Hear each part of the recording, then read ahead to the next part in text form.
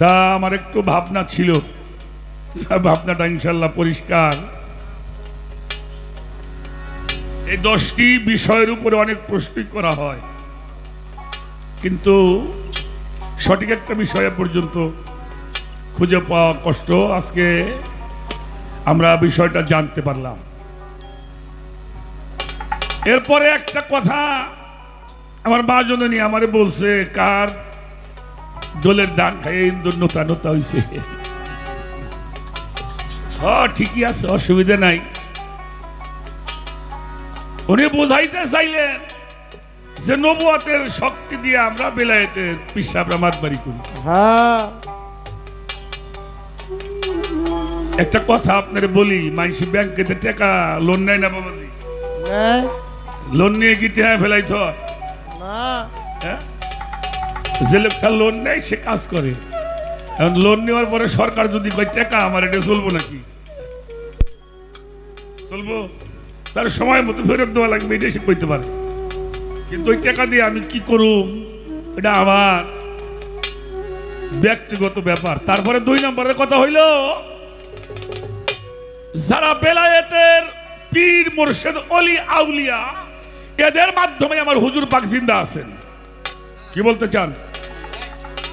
বেলায়েতের পীর মুর্শিদের মাধ্যমেই আমরাই শুধু একমাত্র আহলে সুন্নাত ওয়াল জামাত এবং তরিকতপন্থী যারা, তারাই আমরা হায়াতুল মুরসালিন নবীকে স্বীকার করি।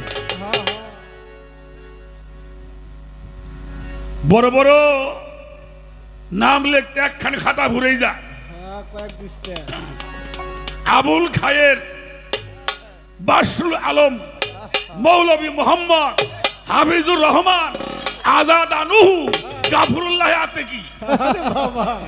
বিশাল ব্যাপার, এত বড় নাম। হেরাই নবীরে আমাকে মতো মানুষ, হের কোনো মেধা নাই, হে রওজার মধ্যে জিন্দা নাই। দেখেন না, ইউটিউব খুলে এই মুড়ে আছে একজন। মানে আমরা বলি নবী করিম সাল্লাল্লাহু আলাইহি ওয়াসাল্লাম বা লা ইলাহা ইল্লাল্লাহু মুহাম্মাদুর রাসূলুল্লাহ সাল্লাল্লাহু আলাইহি ওয়াসাল্লাম। প্রশ্ন করছে এটা কোয়া যাবে না, উনি কইছেন এটা কোয়া যাবে না, এটা শিরক। কিন্তু নাম লিখতি একখান খাতা ফুরিয়ে যায়। বেলায়েতটা হলো চাপা কলি, আর নবুয়তটা হলো ফুটা ফুল। শোনা, ফুল ভুইতে গেলি আর হে ফুলের দাম থাকে না, গলায় দিয়ে পরে। আর যতক্ষণ ওই কলিটা গাছের মধ্যে থাকে ততক্ষণ ওই শোভাটা থাকে। কলি না হইলে ফুল ফুটলো কোনতে? কয় শালার গরু বানলাম না, ছুটলো কামাই করে। খুব খেয়াল। কথাটা তো এরকমই। শোনা, একটা কথা বলি, নবুয়ত আর বেলায়েত যদি কেউ কোনটাকে ছোট করে দেখা হয়, তাহলে আল্লাহ রসুলকে ছোট করা হবে। আমি যদি মনে করি বেলায়েতটা বড়, নবুয়তটা ছোট, আমিও পাপী হয়ে যাব। যদি বলি নবুয়তটা বড়, বেলায়েতটা ছোট, সেটাও আমি পাপী হয়ে যাব। যখন যে আইন আসবে, যখন যে রাষ্ট্র ক্ষমতায় থাকবে, তার আইনটাই বেশি বলবৎ থাকবে। একটা প্রশ্ন আপনি করলেন, প্রশ্নটা তো আমার আপনার করা ঠিক হয় নাই, কারণ আমি তার নবুয়তের পালা গাইতেছি না। হুজুর আকরাম সাল্লাল্লাহু আলাইহি ওয়াসাল্লাম 63 বছরের জীবন, এটাকে বলা হয় বাশারি হালিয়াত। সবচাইতে বড় বিষয় বাবা, বাশারিয়াত কারে কয় আর নুরানিয়াত কারে কয়, এইটি আমরা এখনো বুঝি নাই। নবীজি নুরানিয়াত যে বোঝে না, সে কোনো আলেম এলেম জানে না, যে নবীর নুরানিয়াত সম্বন্ধে কোনো জ্ঞান নাই। খেয়াল করতে হবে, এক জায়গায় আল্লাহর রসুল হলে আল্লাহর বান্দা, ঠিক কিনা? এক জায়গায় আল্লাহর রসুল কি বান্দা, আর এক জায়গায় আল্লাহ রসুল আল্লাহর বন্ধু। বান্দা আর বন্ধু কি একটা হইল মিয়াশা? উনি যখন বন্ধুর আসনে বসেন তখন উনি নুরানিয়া, আর যখন বান্দার আসনে বসেন তখন উনি দেখাইছে আমি তোমাদের মতো একজন মানুষ। উনি মিম্বরে বসে সাহাবাদের জন্য দোয়া করে, আল্লাহ আমার এই গুনাহগার উম্মতগুলি তুমি কবুল করে নাও আল্লাহ, ওগো তুমি মাফ করে দাও আল্লাহ, আমি তো কিছুই জানি না, সবই তুমি জানো আল্লাহ, আমার এই উম্মতগুলি তুমি মাফ করে দাও। আমার মতো কিছু গাল ভুলে আবার বসে বসে চিন্তা করে, আরে উনি বলে নবী, তাই উনি কয় উনি কিছুই জান না, বাবা কি আল্লাহ জানে। হুজুর তো আগের দাও দেখে পাশের দাও, উনি মানুষের ভাব বুঝেই মিম্বারে দাঁড়াইয়া বলতেছে, এবার আইয়ুকুম মিসলি, কে আছো আমার মতো বলো, আমার সামনে আসো, কে আছো আমার মতো, এখন থেকে কিয়ামত পর্যন্ত যত প্রশ্ন হবে তোমাদের সমস্ত প্রশ্নের জবাব দেওয়া হবে। তাহলে ওই জায়গায় উনি আল্লাহর বন্ধু। এইটা যারা বোঝে না ওদের কাছে এলেম শিখবে না, হয় ভালো। আচ্ছা, এই যে আমার বাবাজি বসা আছেন, যে মুক্তিযোদ্ধা, উনি সালাম সাহেব, মেম্বার সাহেব, ধরেন উনি আমাদের প্রধানমন্ত্রী চাচা। আচ্ছা, একটা এক্সাম্পল দিচ্ছি। এখন প্রধানমন্ত্রীর বাড়িতে বাসায় উনি বেড়াইতে গেছেন, সমস্ত মন্ত্রীদের নিয়ে উনি বসে একটা আলোচনা করতেছে, হঠাৎ করে উনি গেছেন, উনি হইল ওনার বড় চাচা, চাচা ছোট আর বড় চাচা।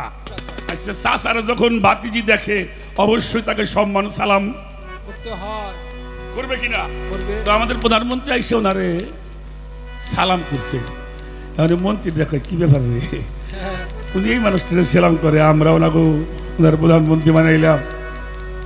কারণ তখন তো উনি চাচা, উনি কি, উনি হলো ভাতিজি, উনি হলো চাচা। এবার কথাবার্তা হলো, খাওয়া দাওয়া হলো, খাওয়া দাওয়া হওয়ার পরে এবার বললো, চাচা আপনি বাড়ি যান, আমি কুষ্টিয়া মিটিংয়ে যাব। আমার কথাটা বুঝতে হইব। চাচাও বাইরে গেছে, আমার প্রধানমন্ত্রীও বের হয়ে আসছে। চাচা তো শ্যামলি জামের মধ্যে হুয়ে রয়েছে, ঠিক শুয়ে রয়েছে না, জাম পড়ছে। আর এই জামে তো বাইরে গাবতলি আসতে আসতে প্রধানমন্ত্রী কুষ্টিয়ার মঞ্চে ঘরে বক্তৃতা দিবে লাগছে। কারণ প্রধানমন্ত্রীর সামনে কোনো জাম আছে না, জাম আছে, নাই। জাম আছে চাচার সামনে। যখন রাস্তা দিয়ে প্রধানমন্ত্রী যায়, তখন যদি চাচাই কয় হাসিনা খারাপ, আশ করে গুলি করে দিব, কারণ তখন উনি প্রধানমন্ত্রী। ঠিক ঠিক কিনা? ঠিক দেখতে গেলে মাথার টুপি এনতে পড়ে যাবো, ঠিক, খুব খেয়াল। মাথার টুপি থাকবো, না, ওটা পড়ে যাবো, কারণ তখন উনি প্রধানমন্ত্রী। আর যখন বাসায় গেছে তখন হলো চাচা, উনি তখন ভাতিজি। তো নবীজি বাসারিয়ার যে হালটা, এটা আমাদের মতো বুঝাইছে, নুরানিয়ার যে হালটা, এটা সবার চোখে ধরা পড়ে নাই। এই যাদের চোখে ধরা পড়ে নাই তারা কই নবী মারা গেছে, নাউজুবিল্লাহ। বুঝলেন নাই? কাজেই 63 বছরের বাসারি হালিয়া, বাসারি জীবন উনি শেষ করে উনি দুনিয়ার থেকে পর্দা নিবেন। আল্লাহ তাআলা ডাক দিয়ে বলল, আমার হাবিব, আমি কখন যেন আপনাকে আমার কাছে উঠিয়ে নিয়ে আসি, কিন্তু আপনি যে চলে আসবেন, ইসলামটা কিভাবে চলবে, কার নেতৃত্বে চলবে, কেমন করে চলবে, তার একটা ফয়সালা আপনার করা। তো হুজুর পাক বলেছিল, আল্লাহ আমার একটা পরিবেশ দাও। আল্লাহ বলেছিলেন, হে আমার হাবিব, এই বছর তুমি হজ করতে যাবা। আমরা 10-12 বার হজ করি, একবার করলি হাজি, দুইবার করলি, আচ্ছা 4-5 বার করলি, হিডি কি হবে? আমার হুজুর পাকের জীবনে একবার উনি হজ করতে আসতেছিলেন, মক্কার মানুষ তাকে হজ করতে, পরবর্তীতে আসলেন মক্কা বিজয় হওয়ার পরে। আল্লাহ তাআলা বলেছিল হজ করতে যাবা, এই জন্য হজের মাঠে সারা বিশ্বের মানুষ থাকবে, সেখানে তুমি কেউ না লেখলেও ওটা পর্যন্ত প্রচার হয়ে যাবে। আমরা গান গাবে রাইছি, এখানে নেতারা বক্তৃতা করলো, এক একটা নেতা মিটিং করে দেখেন 20 লাখ টাকা খরচ করে এই মানুষটি পারবেন না। ওনারা কিন্তু সুযোগে পরিচয় দিয়ে গেল, আমাকে একটু সান্ত্বনাও দিয়ে গেল, মাঝখান থেকে টাকা কামাই করলো 20 লাখ। এই মানুষটি বুঝাইলে 20 লাখ টাকা লাগতো। আপনার আমার বেজার হবেন না। তো তুমি এই জন্য হজে যাও। উনি 8 তারিখে বিকেল বেলা হজের মাঠে আসলেন, আরাফায় আসলেন। উনি এহরামের কাপড় পরে আসলেন। এহরামের কাপড় পরা অবস্থায় 9 তারিখ থেকে হজের কার্য শুরু হলো। 9, 10, 11, 12, 13 5 দিন ছিলেন। 4 দিন হজের কার্য শেষ হলো। মিনায় গেল, আরাফায় গেল, কঙ্কর নিক্ষেপ করা, কুরবানি করা, হজের যে রকুনগুলি ছিল সেই হজের কার্য সম্পাদন করে আল্লাহ রসুল 13 মদিনার পথে রওনা হলো। সঙ্গে লোক ছিল 1,25,000।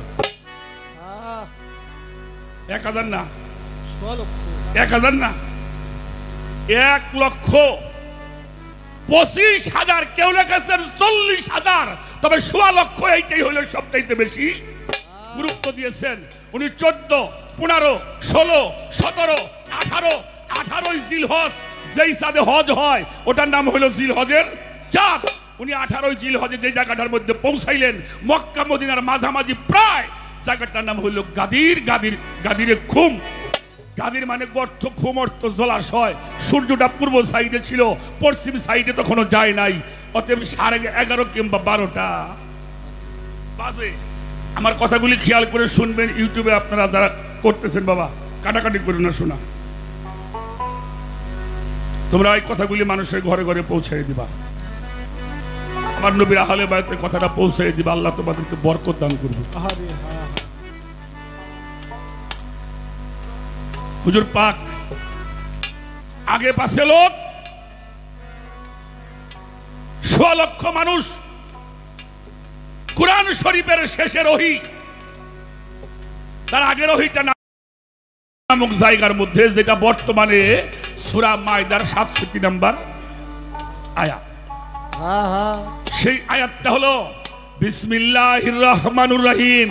ইয়া আইয়ুহার রাসূল বাল্লিগ মা উনজিলা ইলাইকা মির রাব্বি আন্না আলিউল মাওলাউল মুমিনিন ফাইয়ান লাম তাবলাগাতা ওয়া রিসালাতাহু ইয়াসিমুকা মিনান নাস। আয়াতটা যখন নাজিল হয়েছিল আমার হুজুরে পাক উটের উপরে ছিলেন। এত ভার হয়েছিল এই আয়াতের ওজনে আল্লাহর রাসূলের উটটা মাটির মধ্যে 4টে পাও গিরে পর্যন্ত গিরে গিয়েছিল। সুবহানাল্লাহ, সুবহানাল্লাহ। আল্লাহ রসুল সাহাবাদের ডাক দিয়ে বললেন, আল্লাহ তাআলা আমার কাছে গুরুত্বপূর্ণ একটা সংবাদ পাঠিয়েছেন, এটা তুমি মানুষের মধ্যে প্রচার করে দাও, এলান করিয়ে দাও, সবাইকে জানিয়ে দাও। হুজুরে পাক 1,00,000 সাহাবাদেরকে বলেছিল তোমরা এখানে তাবু করো। এই 1,00,000 মানুষ, এরকম কয়টা মাঠ লাগবো বাবাজি? এরকম কয়টা মাঠ লাগবো? এরকম 10টা মাঠেও হবে না মিয়া। আর যদি তাবু করি তাহলে আরো বেশি। 1,00,000 মানুষ তাবু করতে শুরু করলেন পাহাড়ের ফাঁকে ফাঁকে। জোহরের নামাজ রক্ত শেষ হয়ে গেল, আসরের নামাজ রক্তের আগে হুজুর পাক বলল আমাকে একটা মিম্বার বানিয়ে দাও। মানে আপনারা যারা নেতা আছেন, বক্তব্য করেন মঞ্চ তৈরি করে, আমাকে একটি মিম্বার তৈরি করে দাও। সাহাবা کرام সকলে গিয়ে কয়েকটি উটের গদি নিয়ে পানির কাছে একটা মিম্বার তৈরি করলেন। চতুর্পাশে পাহাড়ের উঁচু গ্যালারির মতো মানুষগুলি বসে পড়ছেন। আল্লাহ রসুল সেই মিম্বারের উপরে দাঁড়িয়ে প্রথম বলেছিলেন, ওয়ালামা তাসমাউ, আমি যাহা বলি তাহা কি তোমরা শুনতে পাও? তখন কি মাইক ছিল? এই মাইকটা সাইডে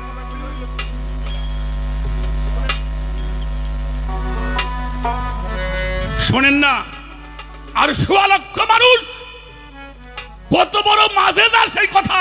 1,00,000 মানুষ হাত উঁচু করে বলেছিলেন, সাদ্দাকতা ইয়া রাসূলুল্লাহ, আমরা দেখতেছি, শুনতেছি, আমার কানের সঙ্গে কথা বলছেন, মুখ লাগাইয়া জোরে জোরে বলছেন সুবহানাল্লাহ। কি জানাবার কইল? হে রাসূল আপনি জানাই দেন কি? মান কুনতু মাওলাহু ফাহাজা আলিউন মাওলা, আমি যার মাওলা আমার আলী হইল তার মাওলা। আলী যার মাওলা আমি তার মাওলা, আমি যার মাওলা আলী তার মাওলা। তাহলে আমার নবী কার মাওলা? নবী ফেরেশতা কো মাওলা, আলী কার মাওলা? ফেরেশতা কো মাওলা। নবী নবীদের মাওলা, আলী কার মাওলা? নবীদের মাওলা। আমার হুজুরে পাক বিশ্ব মাখলুকাতের মাওলা, আলী বিশ্ব মাখলুকাতের মাওলা।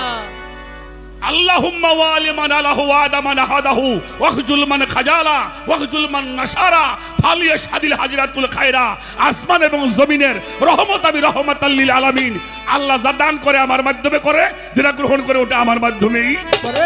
এই দুইটা শক্তি আমি আজকে আলীর পাজরের মধ্যে ঢুকিয়ে দিলাম। জোরে জোরে বল সুবহানাল্লাহ। সাহাবাদেরকে বলছিল তোমরা আমার আলীর কাছে এসে বায়াত গ্রহণ করো। সর্বপ্রথম হযরত আবু বকর সিদ্দিক রাদিয়াল্লাহু তাআলা আনহু এবং সেই সাথে হযরত ওমর ইবনে খাত্তাব রাদিয়াল্লাহু তাআলা আনহু ওনারা মঞ্চের উপরে এসে বলেছিলেন, বাক্খিন বাক্খিন হাজা আবু তালিব ও মাওলা কুলুবু ও মুমিনা ও মুমিনাহ।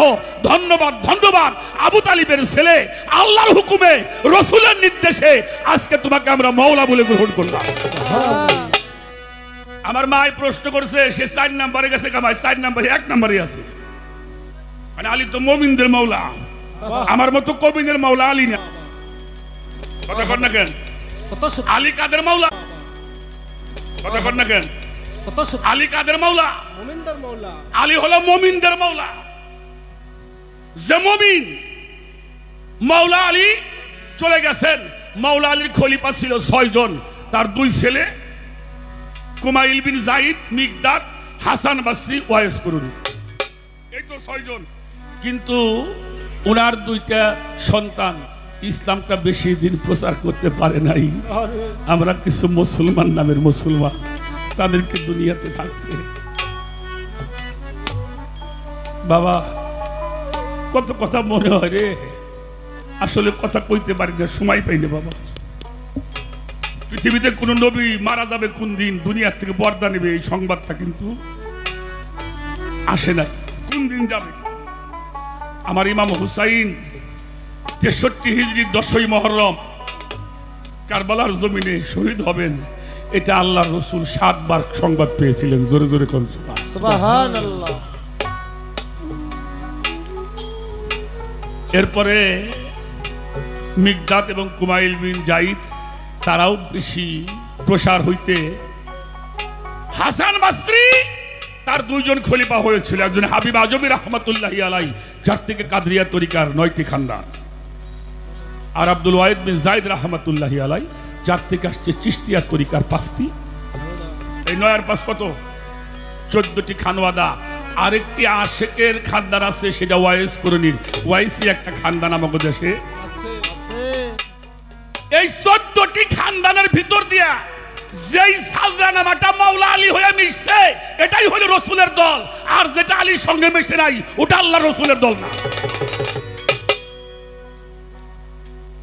যেই আমাদের সাজরা নামা আছে না বাবা, এখানে তো পীর মুর্শিদ ধরা মানুষ আছেন, চিশতিয়া তরিকার সাজরা নামা আছে, কাদরিয়া তরিকার সাজরা নামা আছে, ওয়াইসিয়া সাজরা নামা আছে।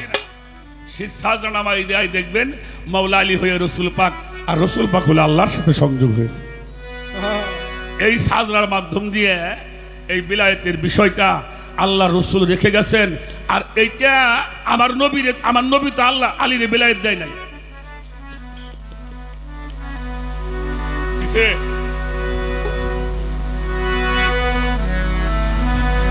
ছোট না, ছোট বাজার আমার কি একটু কথা বলতে দিবেন?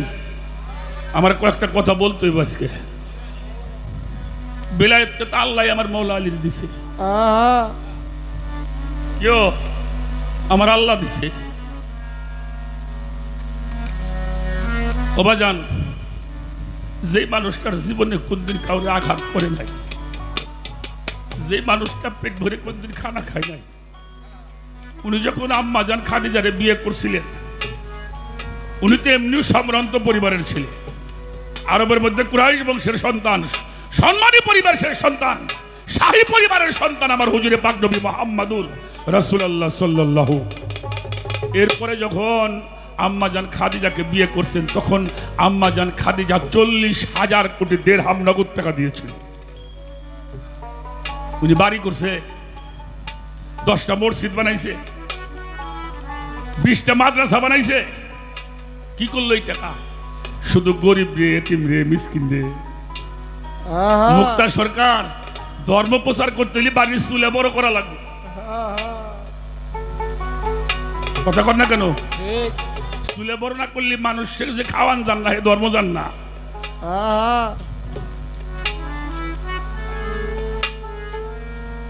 কমনা কিছু মক্কা থেকে ওনারে মদিনায় তারাই দিছে মক্কার মানুষগুলি মক্কায় ওনারে থাকবে দেয় নাই কারা পুঁজিবাদী যারা মৌলবাদ যারা মৌলবীরা মৌলবী আর মৌলবাদ একটা না সমাজের মধ্যে কিছু বিত্তবান মানুষ আছে আপন আপন খেয়ালে চলে তারাই পীর মুর্শিদ উপরে জুলুম করে সেদিনকে মক্কার মানুষ প্রতিজ্ঞা করেছিল আজকে মোহাম্মদকে হত্যা না করে আমরা কেউ বাড়ি ফিরে যাব না খুব খেয়াল করবেন দরদিরা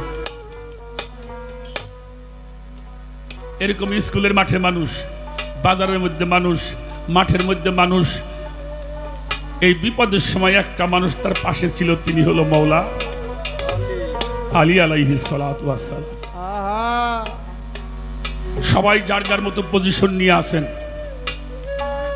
কোন সময় দাঙ্গা সৃষ্টি হবে হুজুর পাককে ধরতে চায় মানুষে বলে না আলী সাথে আছে আগেই কিছু বলা যাবে না কারণ আলীর এক নাম হলো শেরে খোদা শেরে আলী সে ইচ্ছা করলে একলাই সব শেষ করতে পারত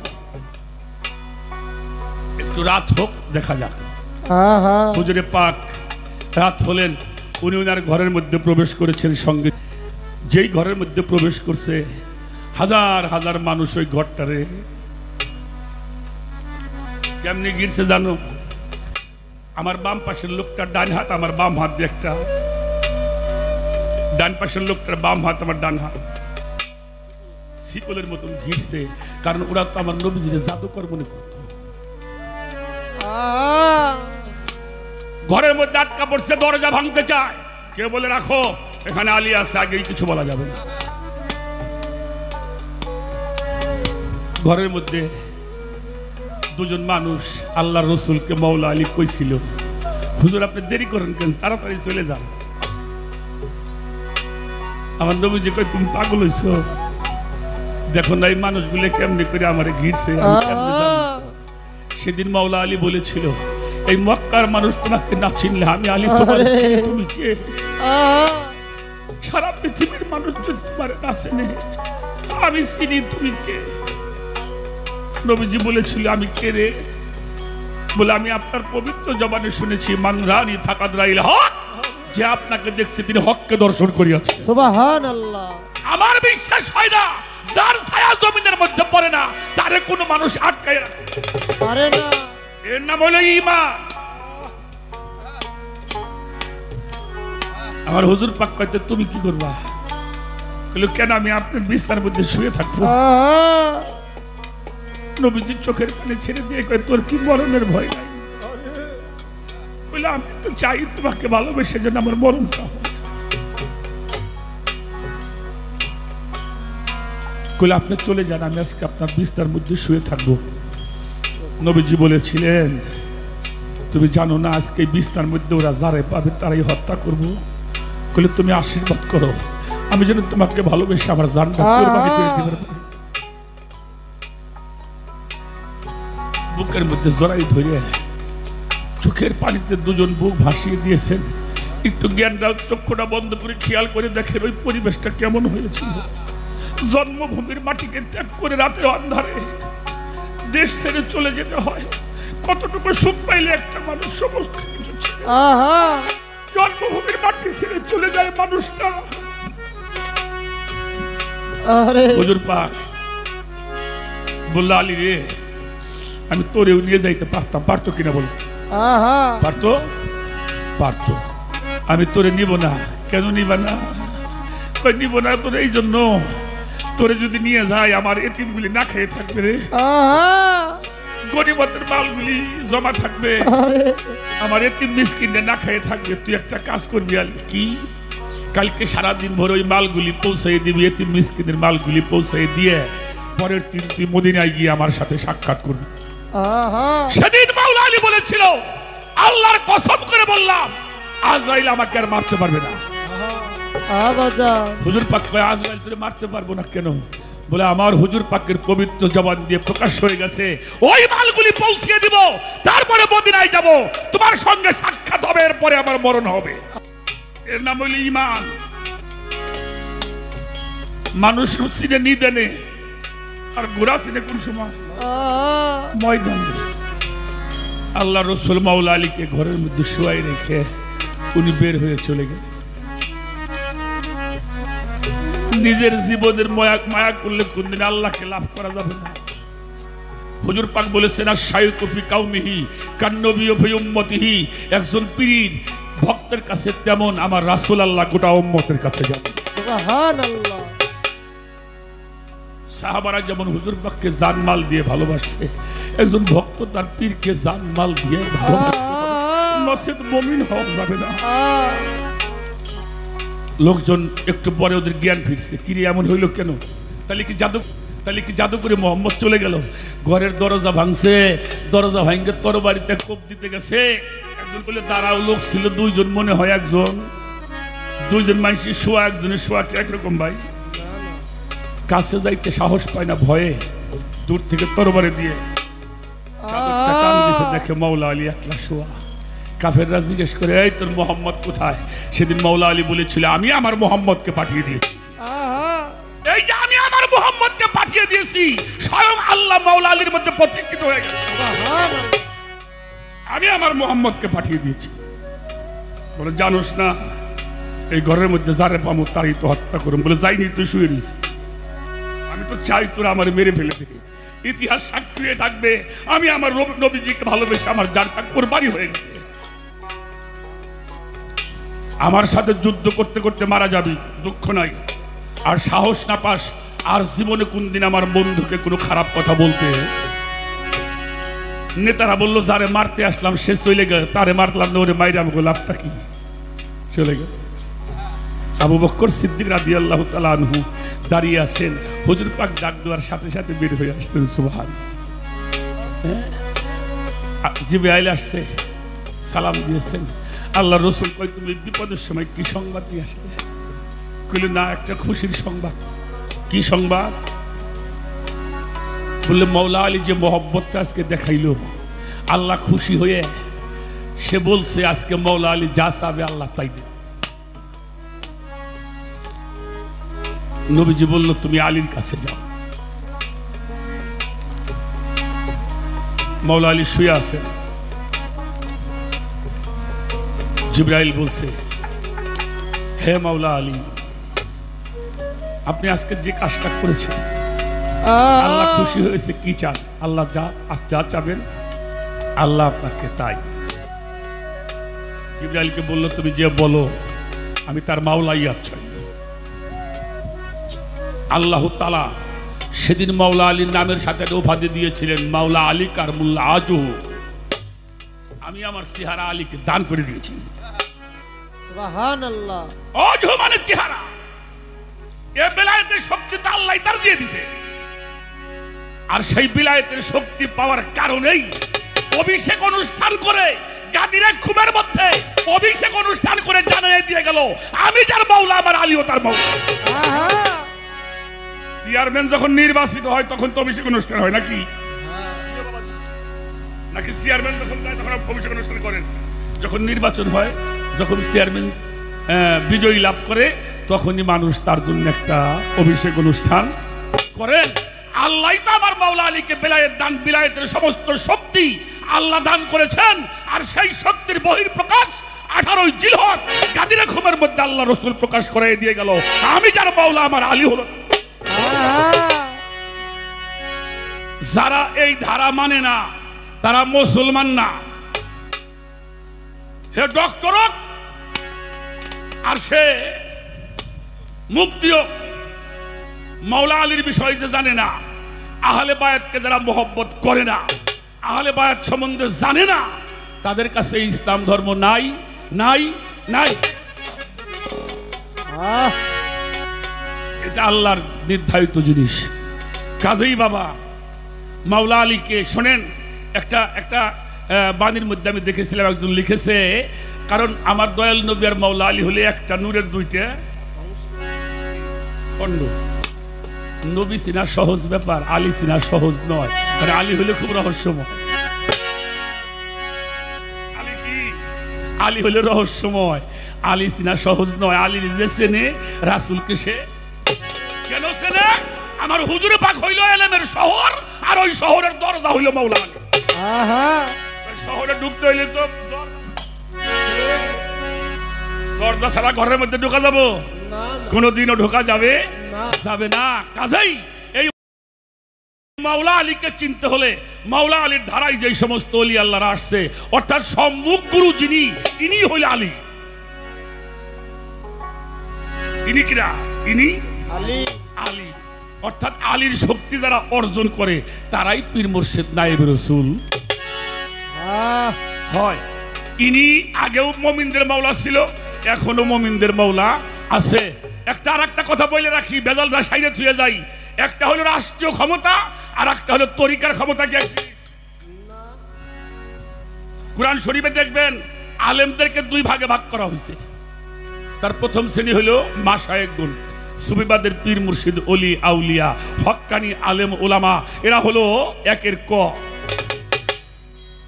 আর একের খ হইল প্রশাসনিক দায়িত্ব যারা কান্দে। এই ইউনিয়নটার নাম কি?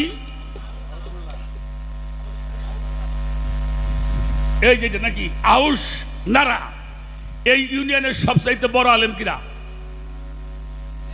কিরা? চেয়ারম্যান সাহেব। এই এলাকায় যদি এই ইউনিয়নের মধ্যে আর সারা বাংলাদেশের বড় মুফতি হুজুর থাকে, হে আলেম না, আলেম হলো চেয়ারম্যান সাহেব। যারা ভালো করে বুঝে নিয়ে, আপনি ওই আউশনারা ইউনিয়নের মধ্যে বাংলাদেশের সবচেয়ে বড় মাদ্রাসা আছে, ওই মাদ্রাসার প্রিন্সিপাল তার জন্য অবশ্যই আছে। আচ্ছা, প্রিন্সিপাল যদি কোনো সময় আমাকে চেয়ারম্যানের কাছে কোনো কাজের জন্য যায়, হ্যাঁ কিন্তু সবচেয়ে বড়। আমরা আলেম কই? চেয়ারম্যান সাহেব মেম্বার গো নিয়ে একটা মিটিংয়ে বসে, চেয়ারম্যান যে যায় শহীদারের কাছে যাই গেছ, চেয়ারম্যান কো কইলে তুই মিটিং আছে, তাহলে একটু কানে কানে কোন যে আমাকে মুফতি সাহেব আসছে।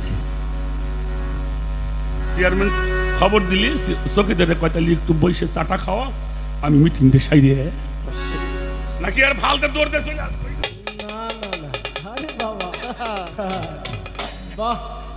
যাবো যাবো না, উনি আসবে, উনার সাধ্যমতো তাকে সম্মান, মানুষকে সম্মানই করবে। কোন সময় যদি চেয়ারম্যান সাহেব তার মেম্বার গো নিয়ে ওই মাদ্রাসার প্রিন্সিপালের রুমে যায়, অনুমতি লাগবো? কথা কর না কেন? অনুমতি লাগবে। খালি যদি দেখে যে মাদ্রাসায় ঢুকছে, প্রিন্সিপালের কাপড় মাথায় বান, বাইরে চেয়ারম্যান লোক কানুন রাখতে আসে, স্যার কিসের জন্য আসছেন? শিগগির বসে নেই, চান রে, পানি আর শিগগির, মানে পাগল হয়ে যাবো। ঠিক না? আমরা আলেম রে আলেম কই না, আলেম কই আমার মামু। আর এক শ্রেণীর আলেম যারা পীর মাশায়েখ, যারা তৌহিদের বাণী দিয়ে মানুষের রুহের চিকিৎসা করবে। আমার কথায় আপনারা বিরক্ত হইতেছেন? বিরক্ত হইতেছেন? আচ্ছা, বর্তমানে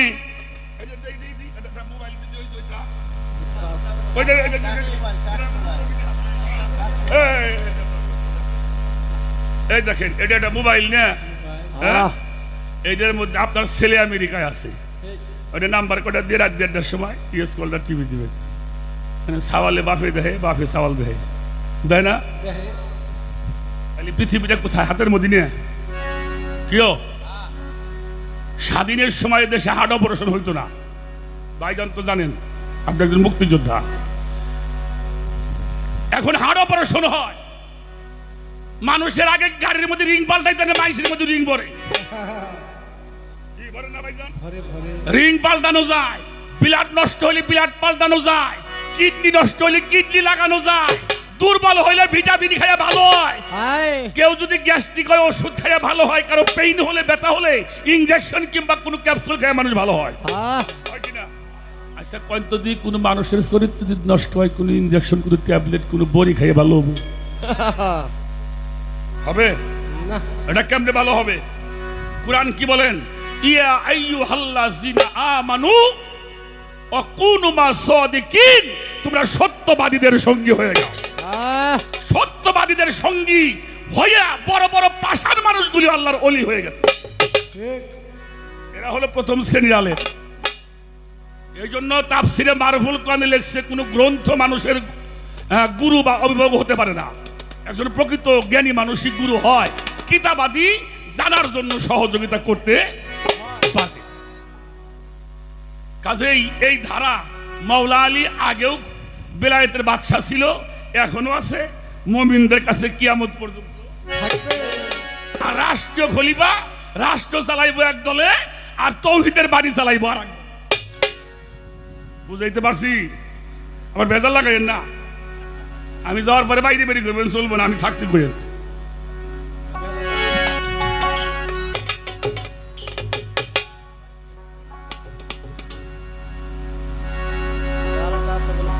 এবার একটা গান গাইয়ে লই, খারাপ।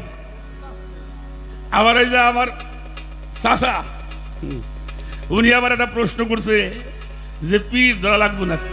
না, পীর ধরা লাগবো না, রাখেন। ঝামেলা হাইরে গান গাই, খারাপ। আচ্ছা, নামাজ পড়াটা কার হুকুম? রোজা করা কার হুকুম? হজ করা কার হুকুম? যাকাত দেওয়া কার হুকুম? তাহলে নামাজ পড়াও আল্লাহর হুকুম, রোজা করাও আল্লাহর হুকুম, হজ করাও, যাকাত দেওয়া আল্লাহর হুকুম, বায়াত দেওয়া আল্লাহর হুকুম। কথাটা বইলে নেই। আচ্ছা, আল্লাহ আল্লাহ শব্দ কই, আল্লাহ কি? এটা কি? এদিকে ঢোলের মতো না বিহালার মতো? কেমন আল্লাহ? কি কথা কন না কেন? কি আল্লাহ? তাহলে আমাকেও কাম হইব না? আল্লাহর কোরআন কি কয় এটা খেয়াল করি। কোরআন শরীফ আল্লাহ তাআলা বলছেন, আল্লাহু নূরুস সামাওয়াতি ওয়াল আরদ, আসমান এবং জমিনের নূর হইল আমি আল্লাহ। কথা কন না কেন? আমি কই না কোরআন কয়?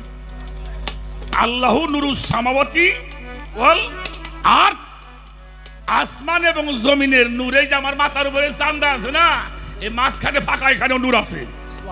আছে কি? অবিশ্বাস করেন? তাহলে মুসলমান মানুষ থাকবেন না আপনি। এটা কি এমনি ধরা যাব? হ্যাঁ, যখন আল্লাহ নূর হয়, যতক্ষণ নূর থাকে তখন তার নাম হইল আল্লাহ। আর ওই নূর যখন আকার ধারণ করে তার নাম হয় মুহাম্মাদুর রাসূলুল্লাহ। সুবহানাল্লাহ। বিশ্বাস জান না? কোরআন শরীফের মধ্যে আল্লাহ তাআলা সূরা ফাত্তার প্রথম রুকু 10 নম্বর আয়াতের মধ্যে বলেন, ইন্নাল্লাযিনা ইউবায়ুনাল্লাহি ইন্নামা ইয়াদুল্লাহ। ইয়াদুল্লাহ মানে হাত। কার হাত? আমার আল্লাহর হাত। ফাউকা আইদিহিম, হে রাসূল আপনি বলে দিন যাদের হাতের উপরে আপনার হাত, যাদের হাতের উপরে আপনার হাত, যারা আপনার হাতের সাথে হাত দিয়ে অঙ্গীকার করিতেছে, প্রতিজ্ঞা করিতেছে, বায়াত গ্রহণ করিতেছে, তাদেরকে জানাইয়া দেন ওটা আপনার হাত না, ওটা আমি আল্লাহর হাত। সুবহানাল্লাহ। তাহলে আল্লাহর নূর যখন আকার ধরে তার নাম হইল মুহাম্মাদুর রাসূল আল্লাহ। আল্লাহর নূর যখন আকার ধরে তার নাম হয় মাওলা আলী। আল্লাহর নূর যখন আকার ধরে তার নাম হয় গাউসুল আজম। আল্লাহর নূর যখন আকার হয় তার নাম হয় মুর্শিদ। এই মুর্শিদের হাতে হাত দিবে, বায়াতের কথা কোরআন শরীফের মধ্যে পরিষ্কার করে বইলে দেওয়া হয়েছে। আর ৬৬টা হাদিস যারা পড়েন তারা জানেন, মাদ্রাসায় প্রথম হাদিস পড়ানো হয় মেশকাত শরীফ। এই মেশকাত শরীফের জিল্লে সানি ১, ২, ৮, কত হইল? ১২৮ পৃষ্ঠা। এখানে একটি হাদিস বর্ণনা হয়েছে আব্দুল্লাহ ইবনে উমর রাদিয়াল্লাহু তাআলা আনহু হতে, ওমান মাতা আলাই সাফি আনহি মাইতা ফি জাহিলিয়াত। কোন মানুষ যদি বায়াত ব্যতীত মারা যায়, ওই মানুষটার মরণ হবে জাহিলিয়াতের মরণ। তবে আর একটা কথা কই রাখি, যারা দেশের জন্য প্রাণ দিছে, ধর্মের জন্য প্রাণ দিছে, ভাষার জন্য শহীদ হইছে, তাদেরকে আল্লাহ শহীদের দরজা দান করে। আমার কথাটা বুঝছেন? এরপরে যদি আপনার মনে চাই পীর ধরেন, না ধরে তাতে আল্লাহর ঘর বাড়ি ভাঙবেন না, আমার ঘর বাড়ি ভাঙবেন নাকি? তবে হ্যাঁ, এটা কথা কই বাবা, আলিফ লাইলা দেখছেন কারা কারা? দেখছেন? আমরা দেখলাম আলিফ লাইলা, ওর মধ্যে দুইটা খোদা আছে। এটা হলো সিম্বাদের খোদা মহাশক্তিমান আল্লাহ, আর একটা হলো মালিকা হামিরার খোদা, সেটার নাম হলো কেহরমান।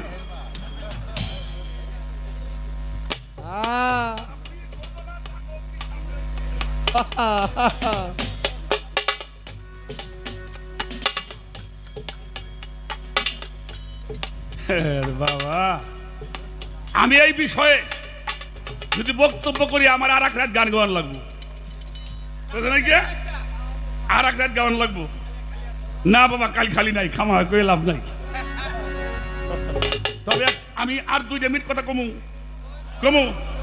আচ্ছা আচ্ছা আচ্ছা আচ্ছা, কারণ মুতাটা হাইরে ছই। এই আমাকে বাবাজি, আমরা বাঙালি না, আমরা মুসলমান। আমাদের জাতীয়তা কি? বাঙালি। আমরা বাংলাদেশের মানুষ, আমাদের জাতীয়তা হলো বাঙালি।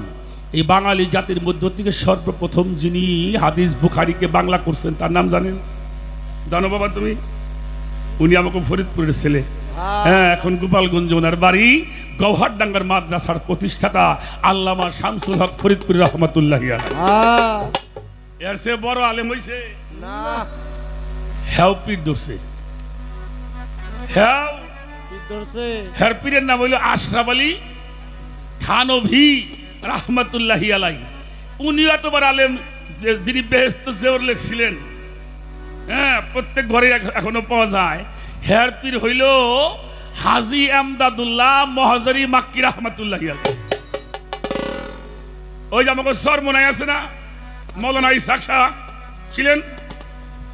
এই মৌলানা ইসহাক সাহেব অত বড় মাদ্রাসা, তার আমার বাংলাদেশে প্রায় 2 বারই খুঁজে পাওয়া দুষ্কার। এত বড় একজন মৌলানা ইসহাক সাহ রহমাতুল্লাহি আলাইহি, উনিও পীর ধরছে উজানির কারি ইব্রাহিম সাহেবকে। উজানির কারি ইব্রাহিম সাহেবের পীর হইল রশিদ আহমদ গঙ্গুহি, যারা মাদ্রাসা বানাইছে দেওবন্দের। আবুল কাশেম নানতুবি, রশিদ আহমদ গঙ্গুহি, আশরাফ আলী থানভী, এরা হলো পীর ভাই। আর এখানে পীর হইল হাজী আমদাদুল্লাহ মহাজির মক্কি সাহেব। আমাকে আলিয়া মাদ্রাসার যিনি মুরব্বী আবু বকর সিদ্দিক আল কুরাইশি সাহেব, উনার পীর হইল সফি ফাতে আলী ওয়াইসি বর্তমানী। উনার পীর হইল নূর মোহাম্মদ নিজামপুরি, আমাদের চট্টগ্রামের পূর্ব সাইডে মাঝার নিয়ে শুয়ে আছেন। তার পীর হলো সৈয়দ আহমদ বেরুলভী। আমাকে মৌলানা কেরামত আলী শাহ জৌনপুরি বাবা যান, হের পীর সৈয়দ আহমদ বেরুলভী সাহেব। আমাকে আটরশির হাসমতুল্লাহ বাবা যান, উনার পীর হলো ইনায়তপুরে মৌলানা ইনুস শাহ। উনার পীর হইল মৌলানা ওয়াজেদ আলী শাহ।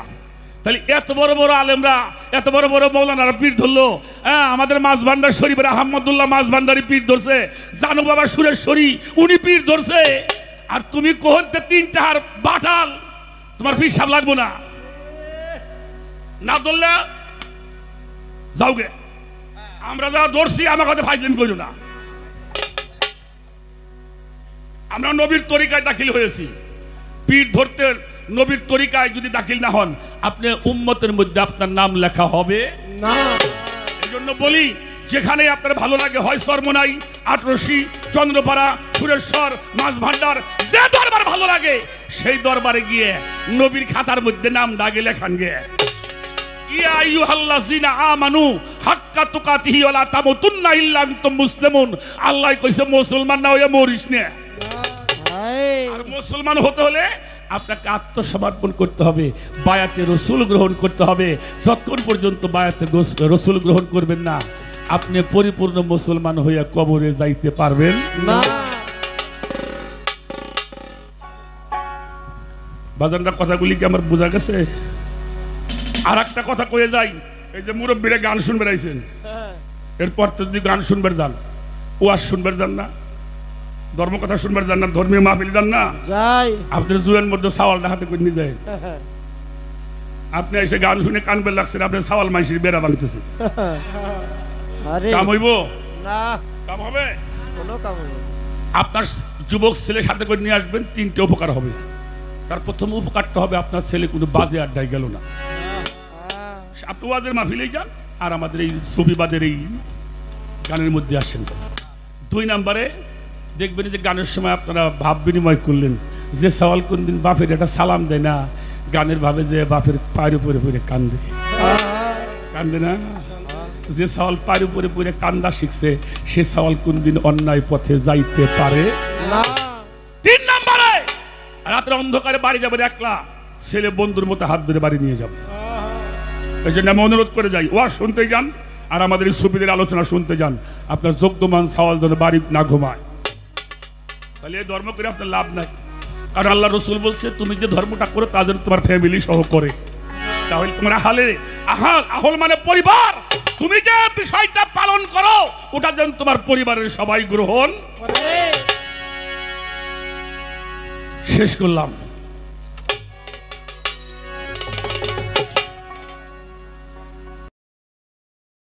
একটু বেশি কইলাম মনে হয় না? রাখো রাখো রাখো রাখো। জি বাবা, বাবা আমি আমি কথাটা বলছি, আমি কিন্তু সারছি। রাষ্ট্রীয় খিলাফত আর মাওলাইয়াতের পীর মুর্শিদের খিলাফত কিন্তু এক না। রসুল পাক কাউকে দিয়ে যারা আসহাবে সুফফা ছিল তাদের দিয়ে গবেষণা করাইতো, আর এক দল দিয়ে যুদ্ধ করাইতো। বুঝেন নাই কে? যারা আনসারী ছিল তারা নবীর সাথে যুদ্ধ করত, আর যারা আসহাবে সুফফা ছিল এরা মসজিদ ঘরের বারান্দায় থাকতো। এরা খাওয়া দাওয়ার সব দায়িত্ব নবীজির ছিল।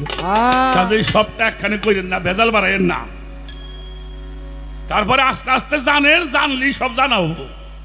একখানি বয়াত দিলে কবো বিপদে বলতে আপনি যাবেন না।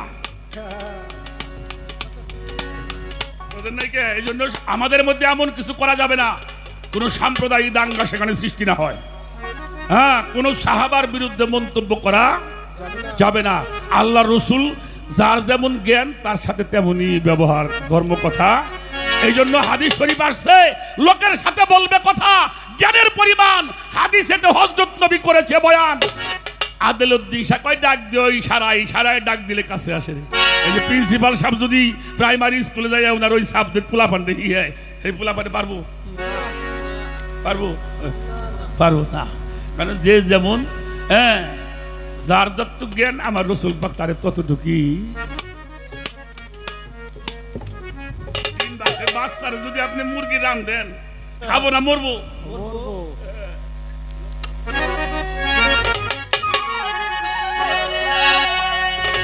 জানো বেলায়েতের ভাব, ওরে বেলায়েতের ভাবে জানিলে, বেলায়েতের ভাবে জানিলে উঠবে এই দেহের মাঝে আল্লাহু একরব। জানো বেলায়েতের ভাব, বেলায়েতের ভাবে জানিলে, বেলায়েতের ভাবে জানিলে উঠবে আল্লাহু একরব, উঠবে আল্লাহু একরব। জানো বেলায়েতের ভাব, জানো বেলায়েতের ভাব, বেলায়েতের ভাব জানিলে, বেলায়েতের ভাব জানিলে উঠবে আল্লাহু আকবার, উঠবে আল্লাহু আকবার। জানা বেলায়েতের ভাব, জানা বেলায়েতের ভায়া। ছোট ভাই যাও, জানো বেলায়েতের ভাব, বেলায়েতের ভাব জানিলে দেহের মাঝে উঠবে আল্লাহু আকবার। মুক্তা মামুনি যারা আল্লাহর সাথে মিশে যায় রে, তাদের মুখ দিয়ে জিকির করতে হয় না, ওর ভিতরে একলাই চালু হয়ে যায়। বেলায়েত হয় স্বয়ং রাজার ঘর। আমি যদি ওই দেশে এ দেশ কর পাহাড় মানুষ, বেলায়েত হয় স্বয়ং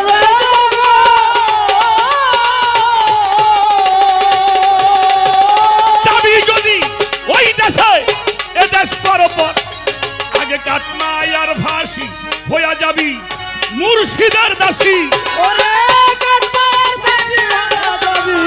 মুর্শিদের দাসী, কাটমায়া ফাঁসি হইয়া যাবি মুর্শিদের দাসী।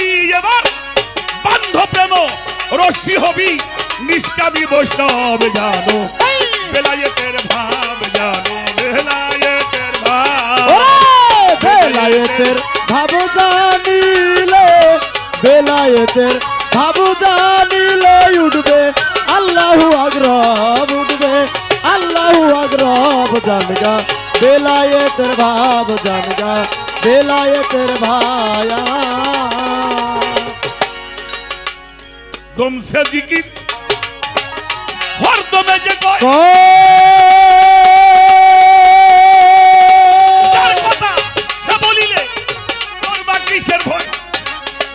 দমসে জিকির হরদম রাখবো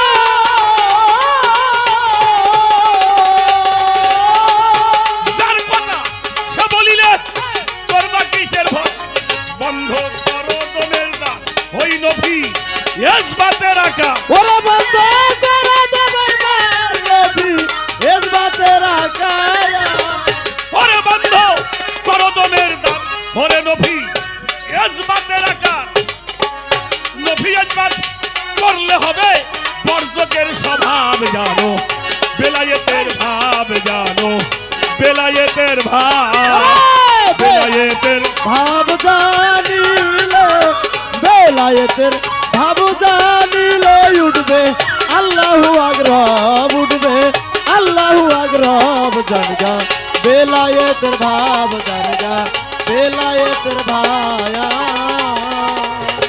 ছোট একটা প্রশ্ন আমি এক কথা উত্তর দেব নবীরা হইল সাধনা করে ওহী প্রাপ্ত হতো ঠিক না আর আমার হুজুরে পাক মাওলা আলীকে যে বেলায়েতটা দিলেন এটার নাম হইল মাওলাইয়া হ্যালো খেলাপতের ধারা আমার মুর্শিদ আমারে খেলাপত দেয় কারণ নবুয়ত পাইলে নবী হয় আর খেলাপত পাইলেই পীর হয় আহা আমাদের এই ধারাটা হলো খেলাপতের ধারা এটা গুরু মুর্শিদের তাবেদারি গোলামি করে যদি মুর্শিদ রাজি খুশি হয় তাহলে তার উপরে সেই দায়িত্ব আমার এই খেলাপতের ধারার বেলায়েতটা আমরা গুরু মুর্শিদের তাবেদারি করে লাভ করার পরে তিনি খেলাপত দান করেন তিনি এই তৌহিদের বাণী মানুষের মধ্যে প্রচার করেন ওরে বেলায়েতের ভাব জানিলে বেলায়েতের ভাব জানিলে উঠবে আল্লাহু আকবার উঠবে আল্লাহু আকবার জানগা বেলায়েতের ভাব জানগা বেলায়েতের ভায়া দলিলউদ্দিন এই মায়ার বসে মায়াতে বন্দী হইয়া হারাইল দিশে দলিলউদ্দিন ওই মায়ার বসে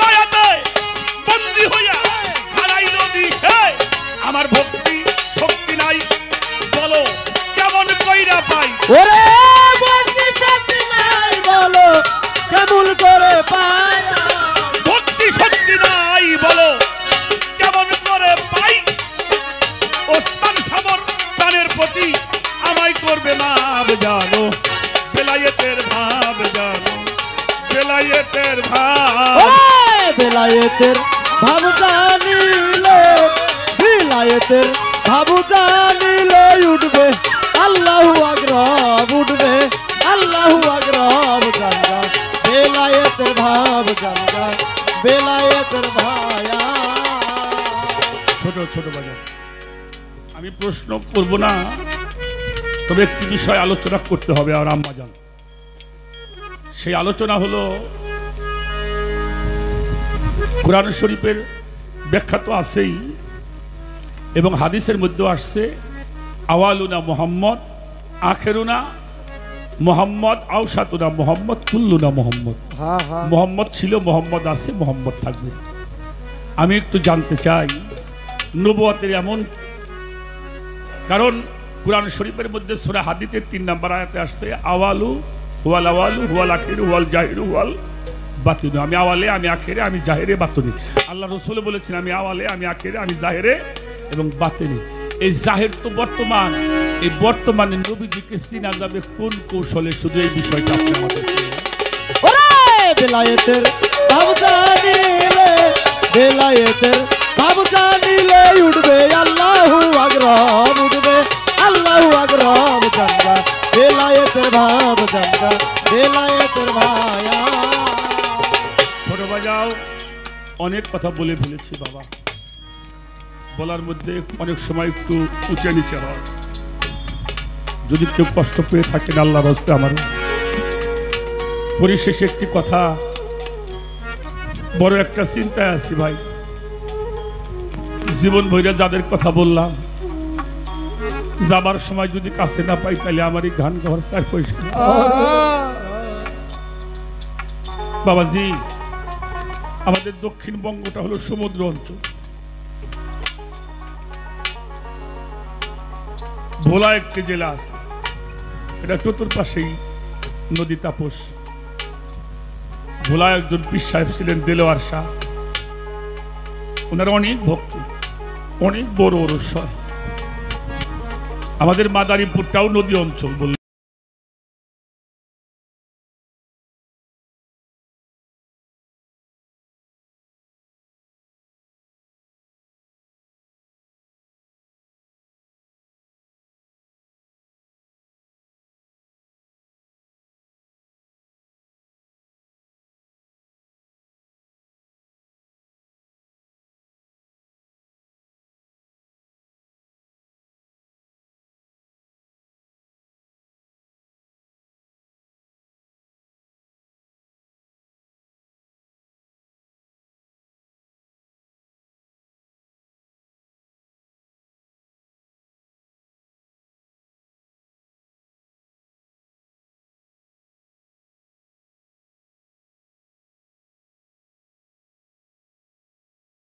চলে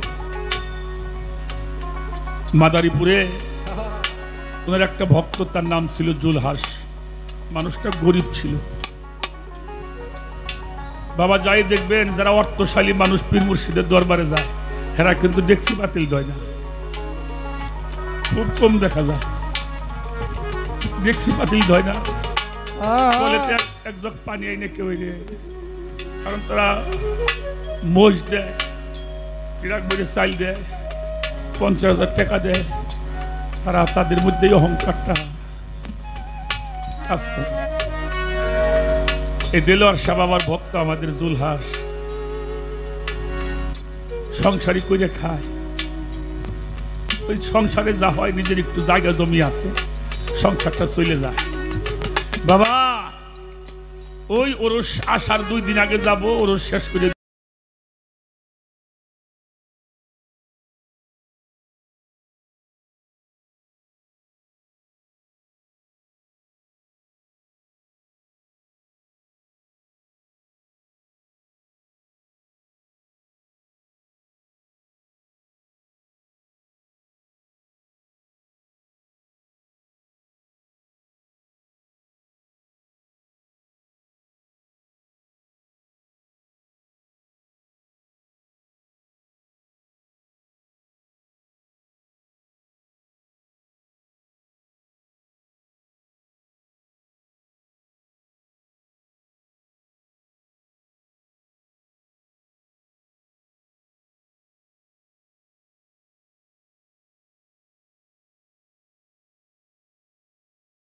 দুদিন পরে দুনিয়ার পায়খানা ধোয়া কোন, থাল বাটি ধোয়া কোন, সব কাজই আবার পীরের কোন সময় কি লাগবো সেটাও নিয়ে উনি মাঝে মাঝে ভক্তদের কাছে বসলেই দেলোয়ারের কথাটা উনি বেশি বেশি কয়। একজন আবার একটু অহংকারী মানুষ, বলে বাবা 4-5টা মোষ দেই,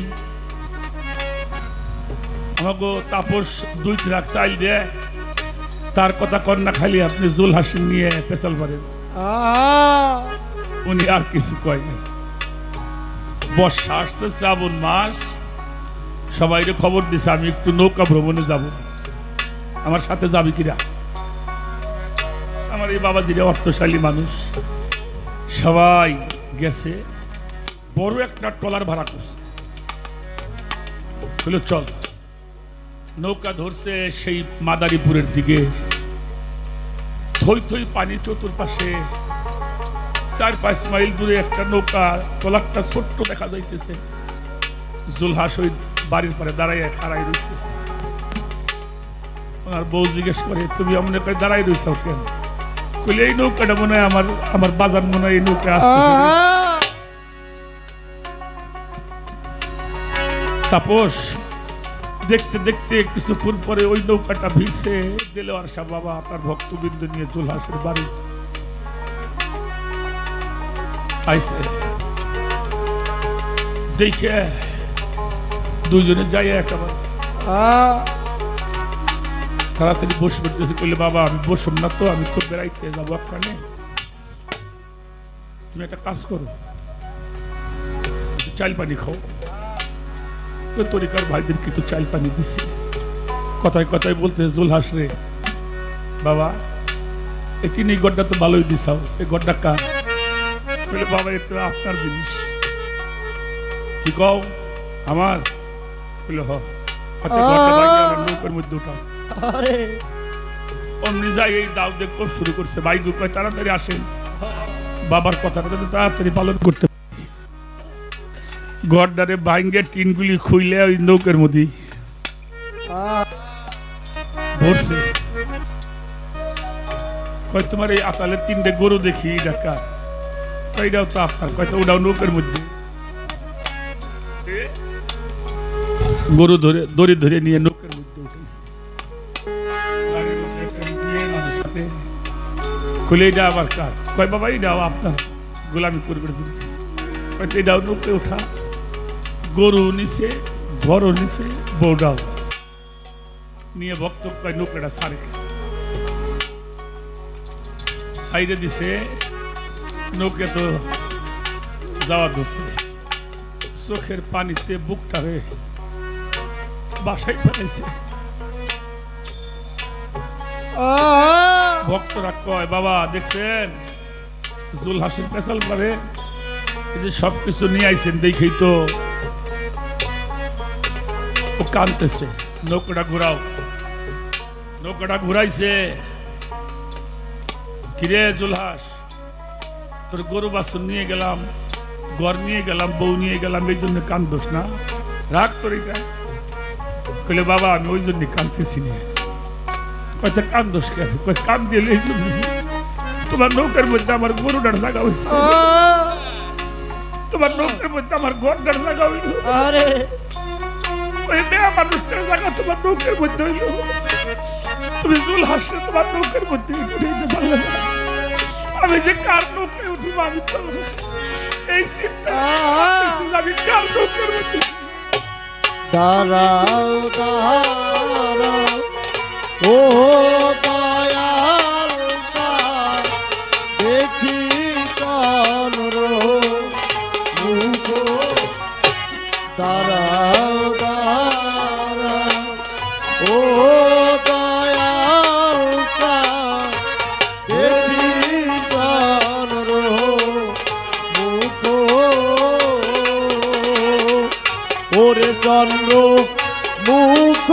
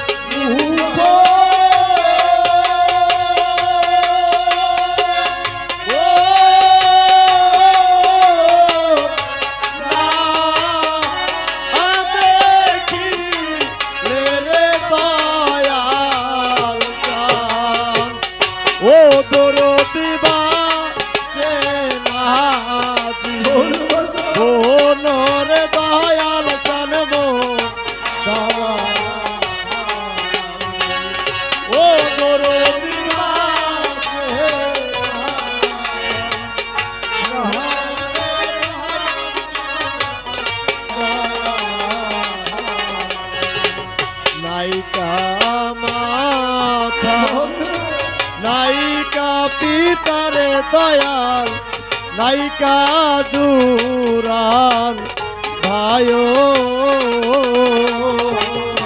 নায়িকা মাতা নায়িকা পিতা দয়াল নায়িকা দুরান ভাইও আর নায়িকা মাতা নায়িকা পিতারে দয়াল নায়িকা দুরান ভাইও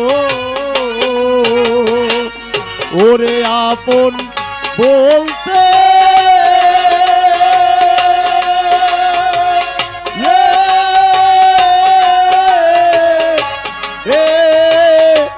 এই জগতেরে দয়াল চান ওরে আপন বলতে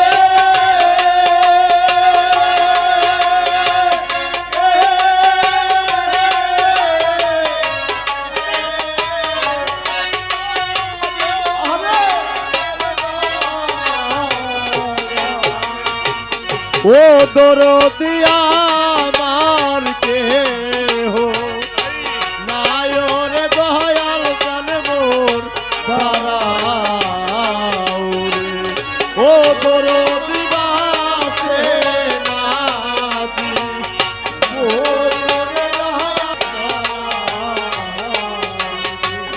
তুমি তো ফকিরের ছেলের দয়াল থাকো বৃক্ষ তলে তুমি তো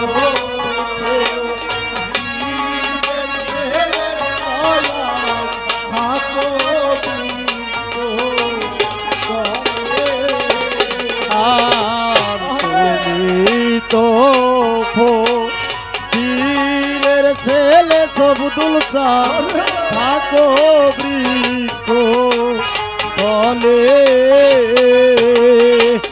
ওরে চোখের দেখা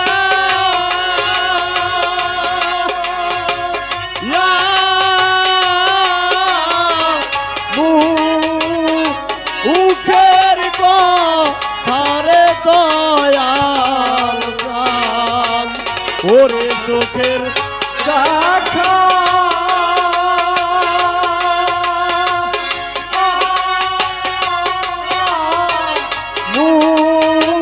মুখের কথারে দয়াল চাঁদ ও দিকে কই রাতে মানারে দয়াল জানবো তোহারা ও দরদি বাঁধে নাতি ওরে বাবা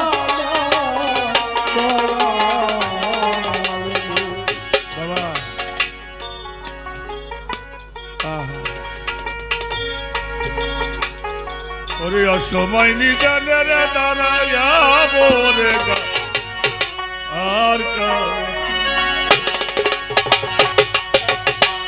তুই বিনে গান গালে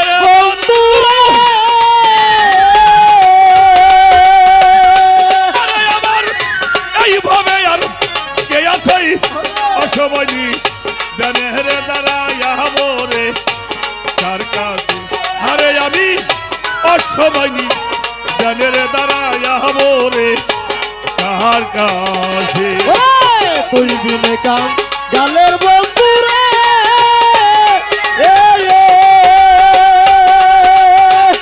ওরে আমার এইভাবে আর কে আছে অসময় নি দানেরে দাঁড়াবো কার কাছে ওরে অসময় নি দানেরে দাঁড়াবো কার কাছে আপন বলতে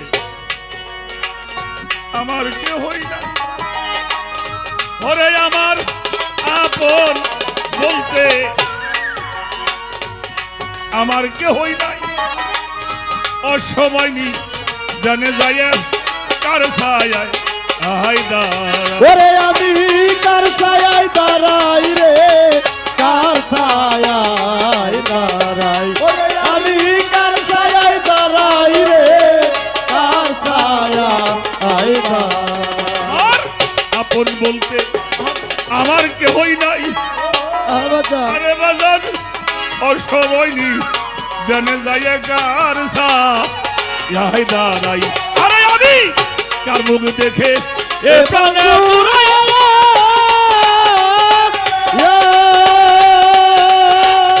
আরে আমার সকলে ফাঁকি দিছে অসময় নি জানের দাঁড়াইয়া রে কার কাছে ওরে কার মুখ দেখে এ পাঞ্জুরা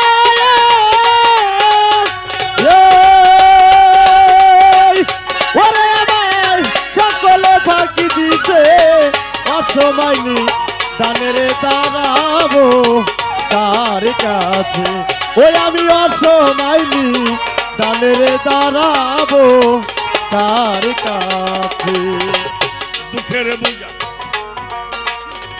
নামাবো কোথায় ওরে আমার দুঃখের বোঝা নামাবো কোথায় যার কাছে না মাবো বুঝা দেখি রে তার মাথায় ওরে আমি দেখি তার মাথায় রে দেখি তার মাথায় দেখি তার মাথায় রে তার মাথায় দুঃখের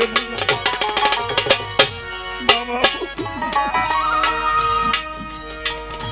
তার কাছে না বাবু বুঝা দেখি রে তার মাথায় আমার ঘৃণা করে কেউ না রে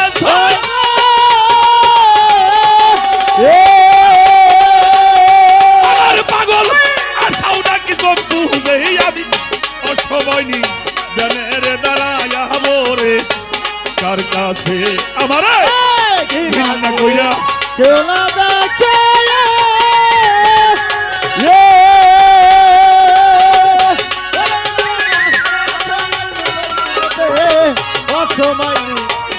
রে তারাবো কার কাছে ওই আমি অসমাইনি জানের দাঁড়াবো কার কাছে দিনার দিন বেলায় অবসর ওরে আবার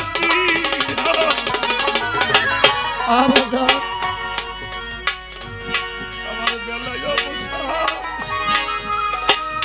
হাত ধইরা নিয়ে যাব আসি লে নিদান ওরে আসিলে নিদান রে আসিলে নিদান আসিলে নিদান রে আসিলে নিদান দিনার বেলায় অবসর তাপস বাজার দিনা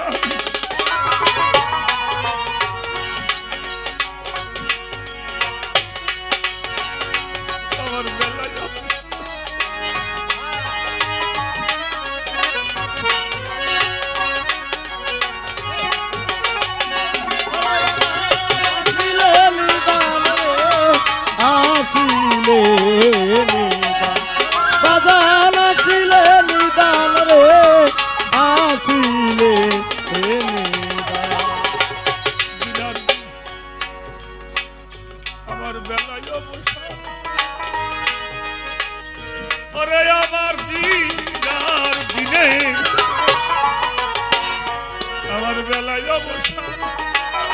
হাত ধইরা নিয়ে যাবে আসি নিদান আরে এখন ওই চিন্তায় বাউল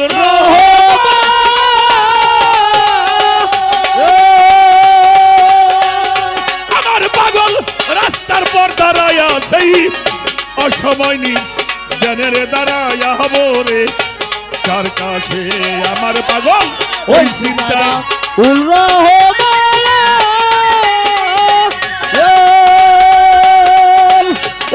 পাগল রাস্তার পর দাঁড়াইয়া সেই অসময় নি জানের দাঁড়াইয়া হবো রে কার কাছে অসময় নি জানের দাঁড়াইয়া হবো রে কার কাছে আবার দুই দিনে গানের বন্ধু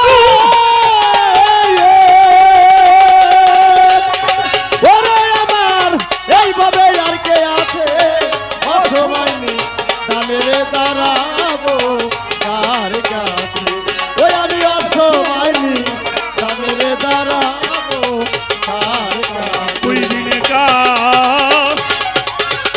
গানের বন্ধু আরে আমার এইভাবে আর কে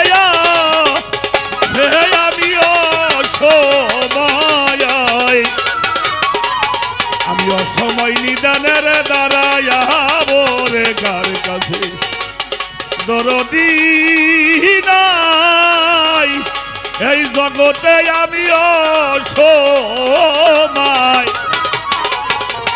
অসময় নিদানের দাঁড়াইয়া রে কার